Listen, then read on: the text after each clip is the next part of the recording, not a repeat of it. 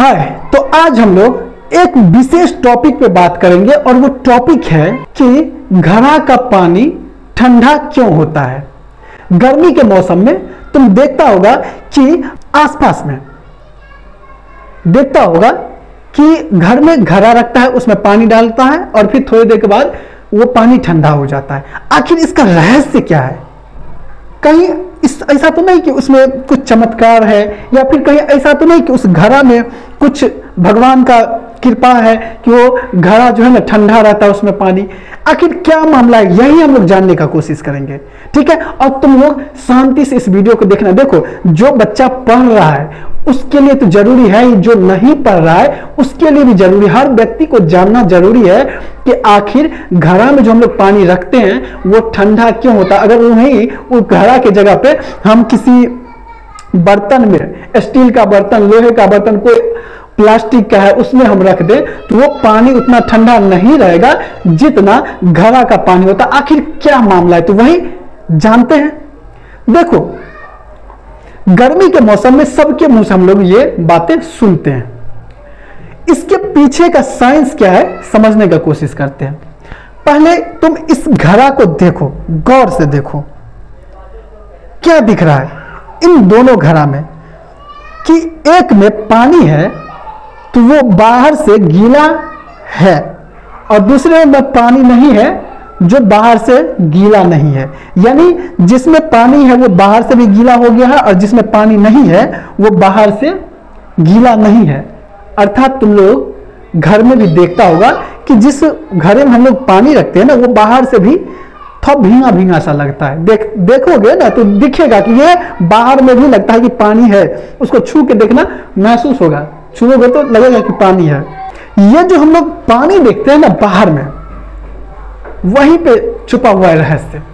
क्या होता है कि वो बाहर पानी रिस रिस के आया, छोटा छोटा छिद्र होता है, बहुत छोटा छिद्र होता है। ऐसा नहीं है कि उस छेद से ना पूरा पानी ही बाहर निकल जाएगा, और घड़ा में ये छेद होना जरूरी है। जिस तरह से तुम लोगों ने ये पढ़ा होगा या सुना होगा कि पत्तियों में छिद्र होता है, बोलोगे छिद्र तो दिखता नहीं है, उसी तरह घड़ा में छिद्र होता है छोटा छोटा, लेकिन वो हमें दिखता नहीं है। ये छिद्र घड़ा में होना ही उसका खासियत है, ठीक है। तो देखो, ये जो छिद्र है ना उसके द्वारा क्या होता है कि पानी रिस रिस के बाहर आता है, आया बाहर। अब क्या होगा कि हमारे वातावरण में टेम्परेचर है, कुछ ना कुछ टेम्परेचर है। अब क्या होगा कि ये जो रिस कर पानी बाहर आया घड़ा पे ही है, अब ये क्या करेगा कि अपने आसपास से हीट एब्जॉर्ब करेगा, उष्मा, ठीक है। क्या करेगा? हीट एब्जॉर्ब करेगा, और हीट एब्जॉर्ब किया, और जब हीट एब्जॉर्ब करेगा तो वो क्या होगा कि पानी का जो कण है ना, छोटा छोटा कण, वो भाप बन के उड़ेगा। फिर आसपास से हीट एब्जॉर्ब किया, फिर भाप बन के उड़ा, फिर आसपास से एब्जॉर्ब किया हीट और भाप बन के उड़ा। तो ये क्या होता है कि ये वाष्पीकरण प्रक्रिया है, वाष्पीकरण हो रहा है, ठीक है। क्या हो रहा है? पानी का वाष्पीकरण। वो पानी जो है ना भाप बन के उड़ रहा है, भाप बन के उड़ रहा है। अब तुम बोलोगे क्या कि ये पानी भाप तो तभी बनेगा जब पानी खौलेगा, और जब खौलेगा पानी तो गर्म होना चाहिए। ऐसा तो होता नहीं है। तो तुम लोग को शायद पता नहीं है, ये वाष्पीकरण जो है ना जरूरी नहीं है वाष्पीकरण में पानी खौले ही, जरूरी नहीं है। पानी नहीं खोलता है फिर भी पानी भाप बन बन के उड़ेगा। हमारे वातावरण में जितना भी टेम्परेचर है उसी टेम्परेचर पे जो है ना पानी, ये जो वाष्पीकरण का प्रोसेस है ना वो सतही प्रक्रिया, यानी पानी के सबसे ऊपर वाले लेवल से पानी के छोटे छोटे कण जो है ना वो भाप बन बन के उड़ता है। तो यही होता है मटका के साथ, पानी भाप बन बन के उड़ रहा है, भाप बन के उड़ रहा है। आसपास से हीट एब्जॉर्ब किया, गर्मी लिया, उष्मा लिया और भाप बन के उड़ गया। तो इससे क्या होता है कि ये वाष्पीकरण के दौरान यही भाप बन के उड़ा, फिर एब्जॉर्ब किया हीट और भाप बन के उड़ा। तो इसी के दौरान क्या होता है कि वो पानी जो है ना ठंडा हो जाता है, और जब हम पीते हैं तो लगता है कि फ्रिज को भी फेल कर दिया ये चीजें। तो इसीलिए घड़ा का जो पानी है वो ठंडा होता है। एक चीज और ध्यान रखना, ये भी तुम लोगों ने सुना होगा कि आखिर पानी का जो जिसमें हम पानी रखते हैं उस घड़ा को धोना नहीं चाहिए।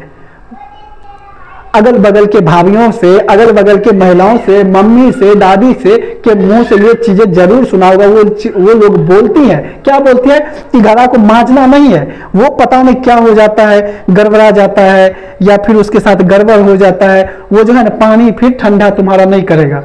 घड़ा को मांजना नहीं है, उनको पता नहीं है कि आखिर ऐसा वो बोल क्यों रही है। ये चीज पता है कि घड़ा को हम मांज दिए किसी जुन्ना से, किसी ब्रश से, जो से रगड़ रगड़ के, जैसे हम और प्लेट को धोते हैं और बर्तनों को धोते हैं ना, रगड़ रगड़ के साफ कर दिए, तो वो बोलती है कि ऐसे करोगे तो फिर पानी ठंडा नहीं देगा।